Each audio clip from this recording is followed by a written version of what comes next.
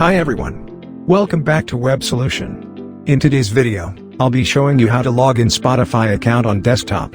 Keep watching the video till the end to learn how. Let's get started. Go to a web browser and type in www.spotify.com. Then it will take you to the Spotify page. Then press the login button on the top right of the page. You can log in using your Facebook account, Apple account, or Google account, or you can type in your email address and password for your Spotify account.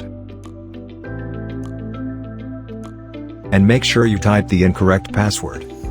If you forgot your password, then click on Forgot Password, and you will be able to reset your password following the instruction. If you want to remember these login details the next time you log in, tick on Remember Me. If you don't have an account, then click on Sign Up for Spotify. After that, click on Login.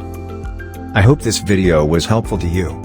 If it was, then give us a thumbs up, and if you have any questions and feedback, comment down below on the comment section.